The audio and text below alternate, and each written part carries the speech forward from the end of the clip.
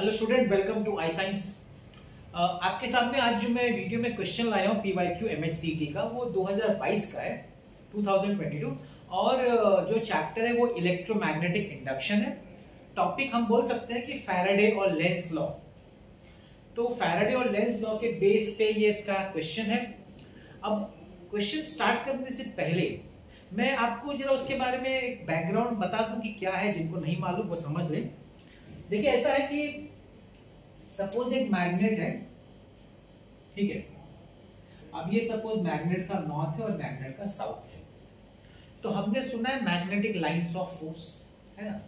Magnetic lines of force जो north में से निकलती है,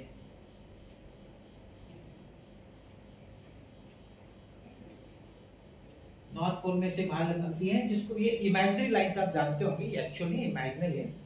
और ये बोला जाता है कि साउथ में ये अंदर जाता है, मैग्नेटिक लाइंस ऑफ फोर्स, ठीक है। अब सपोज इसके सामने हम कॉइल रखते हैं, एक कॉइल लेते हैं, और ये मैग्नेटिक लाइंस ऑफ फोर्स इसमें से पास हो रही है, ठीक है। अब इसमें कुछ भी आपको कॉइल में कुछ नहीं होने वाला है अगर ऐसे नॉर्मली हमने रखा है।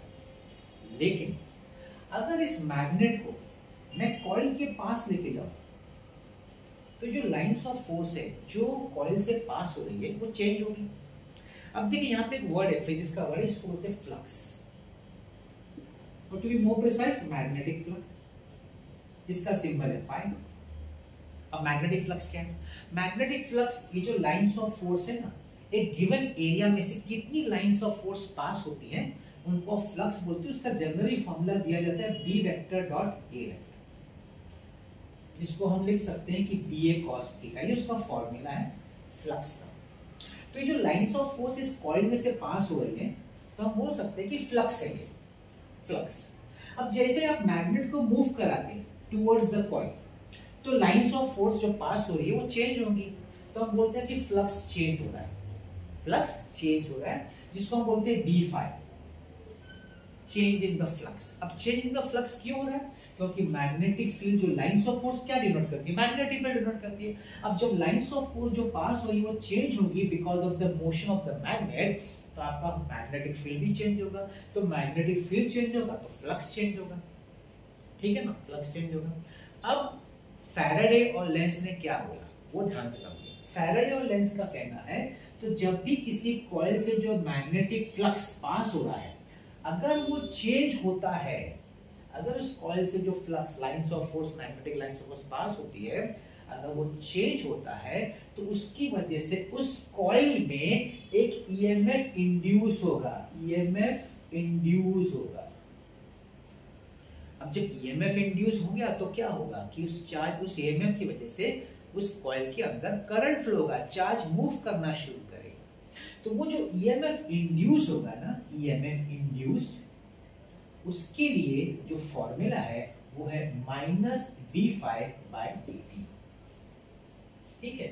मतलब change in flux with respect to time, क्योंकि जो चेंज होगा वो टाइम के हिसाब से चेंज होगा। अब आप बोलेंगे माइनस साइन क्यों है? माइनस साइन के पीछे का कारण है कि ये जो नॉर्थ अगर उसके कॉइल की तरफ जा रहा है, तो करंट का डायरेक्शन ऐसे बनेगा कि जो कॉइल उसके सामने होगा वो नॉर्थ फेसिंग हो जाएगा, और कॉइल का बैक साइड जो होगा वो साउथ पोल बन जाएगा, मतलब रिपेल करेगा।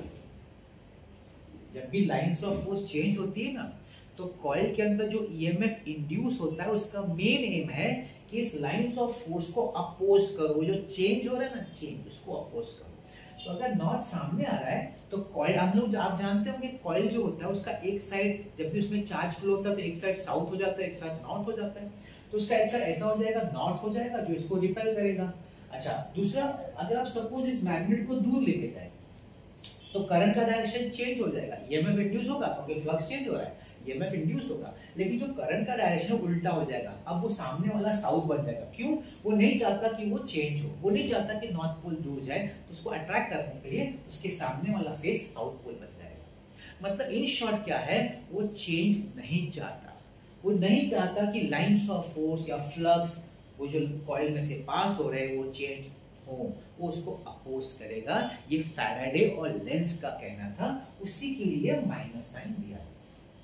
तो इस क्वेश्चन में जो 2022 का क्वेश्चन है वो यही फॉर्मूला पे बेस्ड है कि जब भी लाइंस ऑफ फोर्स जो पास होती है किसी भी कॉइल से, अगर वो चेंज होती हैं तो उस कॉइल में एक ईएमएफ इंड्यूस होगा, करंट फ्लो होगा, और वो किस तरह का रिलेशन बनता है, वो जो फ्लक्स चेंज होगा विद रिस्पेक्ट टू टाइम उससे हिसाब से रिलेशन बनता है। हाँ, इसमें एडिशनल ये है कि अगर सपोज नंबर, यहाँ तो एक टर्न है, suppose number of turns n हो जाएगा तो इस फॉर्मूला में बदलाव क्या आ जाएगा, -n d∅/dt ये हो जाएगा। ठीक है, तो ये देखिए मैं न्यूमेरिकल सिर्फ सम क्वेश्चन है, फॉर्मूला लिखा, सॉल्व किया, मैं उसमें बिलीव नहीं करता। मेरा मानना है कि कोई भी सम हो तो पहले उसका जो कंसेप्ट है मैं आपको समझाऊं, कौन से कंसेप्ट है उसको अच्छे से समझा दूं, और फिर उसको एक बार समझ लेंगे तो सम आप आसानी से समझ सकते हैं। फिर आपको कुछ रिकलेक्ट नहीं करना फॉर्मूला क्या था, क्या है, कंसेप्ट आ गया आपके सामने तो समझ आएगा तुरंत कैसे सॉल्व होगा। चलिए देखते हैं सुन। तो क्वेश्चन है, the charge which will flow through a galvanometer of resistance 200 ohm connected to a 400 ohm circular coil of 1000 turns wound on a wooden stick। अब इसमें कैसा दिया ना, एक वुडन स्टिक है, अब आप समझ लीजिए ये आपका एक वुडन स्टिक है और इसके ऊपर कॉइल ऐसे वाउंड है। ठीक है, ऐसा बहुत सारे वाउंड है, नंबर ऑफ टर्न्स दिया हुआ है, 1000 नंबर ऑफ टर्न्स हैं, तो इसमें बोला है कि नंबर ऑफ टर्न्स 1000 है। क्लियर बोला है, इधर कहां पे है, 1000 टर्न्स है। ठीक है, और बोला है कि इसकी डायमीटर, ये जो डायमीटर है वो 20 mm है, तो जो कॉइल का रेडियस हम समझ सकते हैं कि रेडियस जो होगा इसका आधा हो जाएगा 10 mm, which can be written 10 into 10 raised to -3 जो कि 10 raised to -2 मीटर। ठीक है, ये उसका रेडियस हो गया। अच्छा, ये किसको कनेक्टेड, ये जो कॉइल है 1000 टर्न्स का, ये गैल्वेनोमीटर कनेक्टेड है, तो ये हम लोग अज्यूम करते हैं कि it is connected in series, galvanometer को सीरीज में कनेक्टेड है, तो यहाँ पे आप एक गैल्वेनोमीटर समझ सकते हैं उसके साथ सीरीज में कनेक्टेड है। अभी सर्किट है, आगे एक सर्किट कनेक्शन है, मतलब हम लोग ऐसा समझ रहे। अच्छा, इसमें गैल्वेनोमीटर का रेजिस्टेंस दिया गया है, ये कैसे Rg, रेजिस्टेंस ऑफ गैल्वेनोमीटर कितना दिया है 200 ओम्स, और इस रेजिस्टेंस ऑफ ये जो सर्कुलर कॉइल है, ये कॉइल का रेजिस्टेंस कितना दिया गया, ये दिया गया 400 ओम्स। ये सब इनिशियल कंडीशन दिया या इनिशियल वैल्यू दिया हो। अब आगे क्या बोला है, आगे बोला है इफ अ मैग्नेटिक फील्ड जिसका वैल्यू है 0.012 टेस्ला, ये मैग्नेटिक फील्ड जो पैरेलल है to the axis of the stick suddenly decrease हो रहा है 0, मतलब उसका पहला वैल्यू था 0.012 और अचानक यहां से जो मैग्नेटिक फील्ड पास हो रही थी वो 0 हो गई। मतलब कि इसमें से जो मैग्नेटिक फील्ड था इसका फ्लक्स लाइंस था ऐसा, ये गैल्वेनोमीटर से पास हो रहा था, अब अचानक क्या हो गया कि उसका मैग्नेटिक फील्ड 0 हो गया, मतलब फ्लक्स चेंज हो रहा है, डिक्रीज हो रहा है, मतलब फ्लक्स तो चेंज हो रहा है। तो जैसे फ्लक्स चेंज होगा इस गैल्वेनोमीटर में क्या हो जाएगा, ईएमएफ इंड्यूस हो जाएगा। क्यों, क्योंकि आपका मैग्नेटिक फील्ड तो चेंज हो रहा है, डिक्रीज हो गया, डिक्रीज मतलब चेंज हो रहा है, सिंस इट इज चेंजिंग तो डेफिनेटली बाय लेंज लॉ इस गैल्वेनोमीटर में ईएमएफ इंड्यूस होगा, वो जो ईएमएफ इंड्यूस होगा वो होगा -n d∅/dt, -n d∅/dt, जो मैंने आपको समझाया है। ठीक है ना, वो मैंने एक्सप्लेन कर दिया। अब इसमें से माइनस ये आपका 1000, ठीक है। अब फाई के बारे में मैंने आपको बता दिया कि ये cos थीटा, लेकिन ये देखिए ये पैरेलल एक्सिस है ना, मतलब पैरेलल है, मतलब थीटा जो है 0 डिग्री है, पैरेलल एक्सिस है, इसको भी पैरेलल है, तो एंगल जो मैग्नेटिक फील्ड और एरिया ऑफ द कॉइल में बनेगा वो 0 डिग्री बनेगा, cos 0 1 होता है, तो आप सिर्फ ये लिखेंगे d/dt ऑफ dA। इसमें चेंज कौन हो रहा है, मैग्नेटिक फील्ड, एरिया तो नहीं चेंज हो रहा, तो उसको बाहर लिखेंगे -1000 इनटू एरिया बाहर आ जाएगा πr², और ये मैग्नेटिक फील्ड जो चेंज हो रहा है b final minus b initial upon dt। तो -1000 इनटू 3.142 इनटू रेडियस, रेडियस कितना है 10⁻⁻² स्क्वायर, फाइनल कितना है 0, पहले कितना था मैग्नेटिक फील्ड 0.012 अपॉन dt।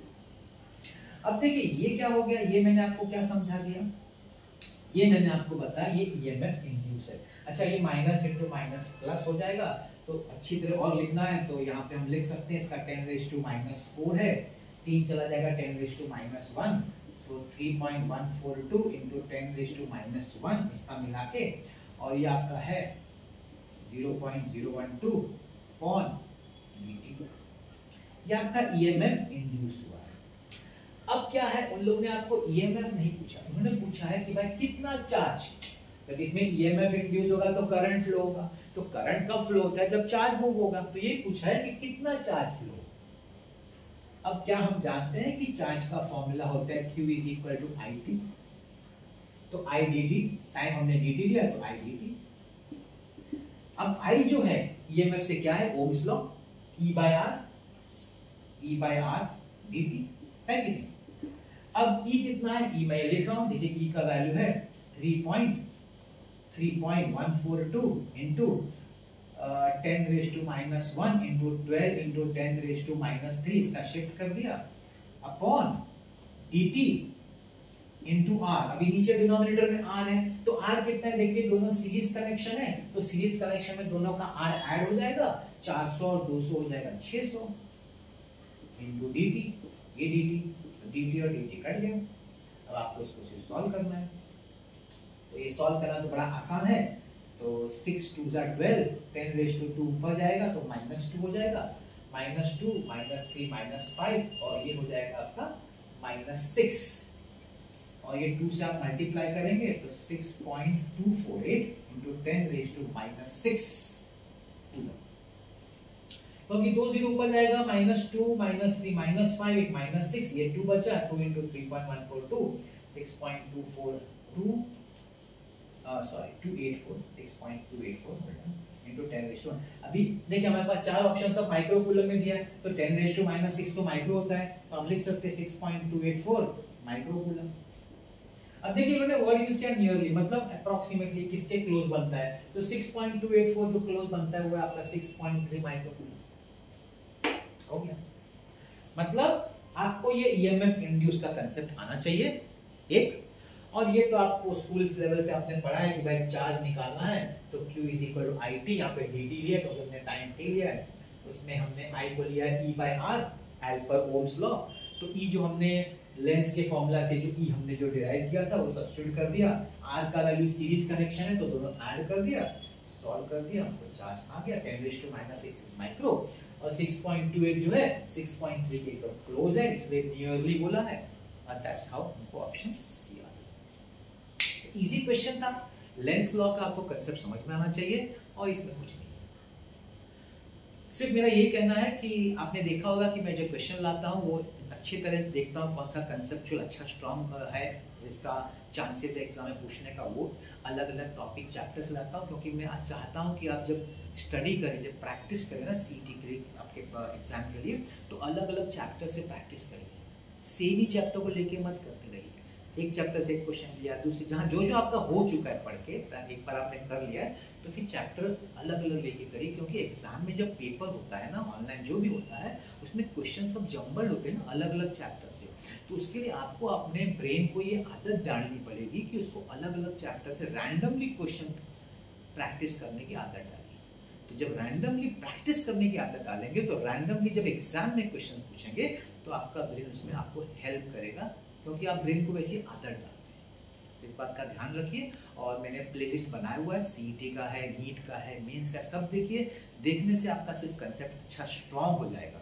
और अगर आपको जेईई एडवांस से डर लगता है तो वो भी एक बार प्लेलिस्ट देख लीजिएगा, इतना भी डिफिकल्ट नहीं है अगर आपका कंसेप्ट स्ट्रांग है, क्योंकि जो टेक्स्ट बुक का कंसेप्ट है ना वही यूज होता है, कोई भी एंट्रेंस एग्जाम हो, सीईटी हो, जेईई हो, नीट हो या एडवांस आईआईटी हो, ये आप क्वेश्चंस अलग अलग देख के आप रियलाइज कर सकते हैं। तो ऐसे ही आपके लिए मैं वीडियोस लाता रहूंगा, अलग अलग क्वेश्चंस के लाता रहूंगा, देखते रहिएगा मेरा वीडियो। अगर कुछ आपको अलग लगे तो डेफिनेटली अपने कमेंट्स में देख दीजिएगा, बताइएगा, आपकी राय दीजिएगा। आज का ये मेरा वीडियो देखने के लिए बहुत बहुत धन्यवाद।